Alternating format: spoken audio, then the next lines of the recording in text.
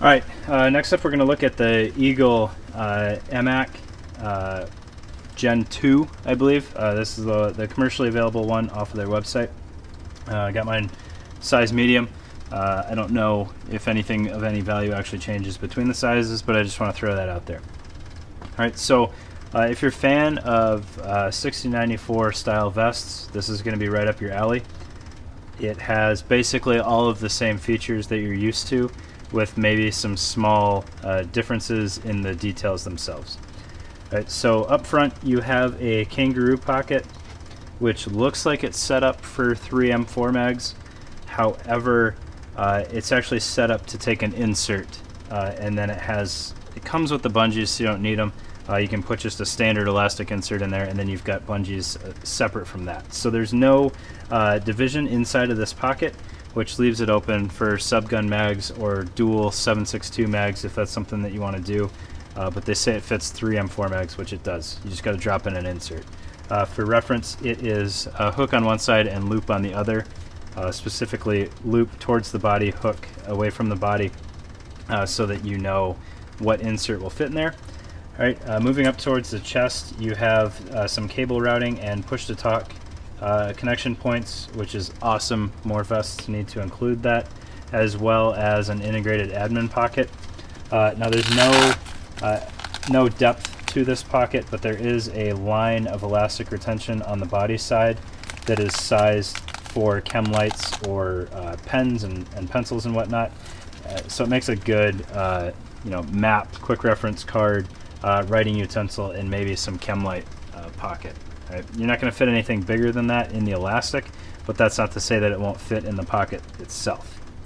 All right, moving on to the cummerbund, you have a very 6094 style cummerbund, which will fit a 152 in the internal pocket. What I thought was a little odd was the retention is like gutted paracord. It has no stretch to it. And there's only enough there to fit the base model 152. If you step up to 152 Alpha with the GPS antenna on the back, you do not have enough cable there to get the snap put over it. Now, I would probably change that out for shock cord anyways, but it's just something to keep in mind, that it's not going to fit a 152 Alpha the way it sits. Immediately behind that, you have a side plate pocket, which I'll open up and I'll show you guys how that works. Alright, so real quick, looking at the underneath the flap of this, it has conventional Velcro pattern with loop and then hook on the flap, because remember, KDH sucks and they want to be different. But Eagle is the industry standard. They've got nice pull tabs on the cummerbund flaps themselves, and then as we move over to the cummerbund itself, you can see there's a radio pocket in here. There is a divider in there to keep it separate from your side plate. There's the padding along the bottom to catch the edge of the radio and the edge of the side plates, which if you're stepping up to a full-bodied plate carrier like this, that's a pretty awesome feature to have. And then your side plate pocket is right behind your radio. With this flap, it'll fit both 6x8 and 6x6 issued side plates, with enough height to come back down and secure over the side plates. So you don't have to worry about that thing not actually fitting issued side plates like sometimes happens with some of these aftermarket carriers. Right. Moving up to our shoulders and adjustment here. It is a pretty standard single loop of webbing that runs through a rear D-ring and comes back onto itself. So you have plenty of adjustment there.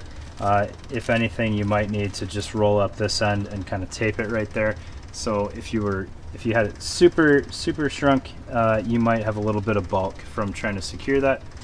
It comes with their assault style shoulder pads, which if we're going with something other than like the core ice vents, this is my favorite style out there, where it's got a nice big body to it, so that you can run cables through there and it's not overly taut against the shoulder strap. It also has their Velcro on elastic loops there for better or more routing options. And again, these are a tri-fold design. They're also lined with some loop, so if you needed some sort of shoulder armor because you're using it for an entry vest or something like that, you can attach it right there. Okay. There is also a internal elastic cummerbund just to give you a little bit more retention to your body there. The only complaint I have against this is there's no way to avoid having hook up against your torso, so you're definitely going to want to get a piece of loop to just cover that and protect your uniform, probably combat shirt, from wearing out before it's due. Right. Moving around to the back, it does not have zippers on it. I apologize, I should have pulled those off. That's my zipper adapter for the Turtle Assault Pack, but it does have a full MOLLE field with Velcro on the top 4 lines, as well as a drag handle. The Eagle drag handles have never been super robust, so it's more of a carry handle than anything, but it is there and it might work in a pinch. We've got some more cable routing towards the top of the plate bag here, and then you've got your cummerbund pass-through on the bottom. All right, the cummerbund pass-through is lined with loop Velcro, so you might be able to use a Velcroed secured cummerbund in there if you wanted to switch it out for something aftermarket. However, it has the traditional Eagle style cummerbund where you've got the elastic webbing and then the eyelets for some shock cord in the back there. All right. I've never had a problem with that style of cummerbund. It takes a little bit longer to set up initially, but once it's set, you've got some good stretch if you need to go over a cold weather layer or whatnot. It works out fairly well. All right. The plate pockets are fairly straightforward on this thing. No gimmicks going on here. They secure towards the body side of the bag, and there's just one pocket there for your plates and any soft armor backer that you might want to throw in there. There is some padding built into the vest. It's a very, very comfortable rig, and it definitely justifies stepping up to a full-bodied rig.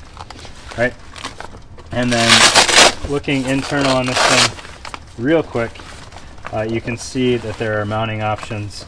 There's loop Velcro along the top portion of each plate bag, as well as a row of webbing for mounting groin panels and whatever else you might need to there. Okay, so that is the Eagle Industries Gen 2 MMAC. I don't know how different it is from some of the issued versions out there. I haven't followed Eagle super closely in recent years, so I know there's a little bit of crossover between the Aero, the MAC, the commercial version of either of those, and then the issued versions of them. There's different generations, but this is the one that's available on their website right now. All right, I appreciate your time, guys. Hopefully you learned something about this, and if you haven't checked out Eagle in a while, please check them out. They're trying to do good things, and they're trying to get back out there to support their commercial customers.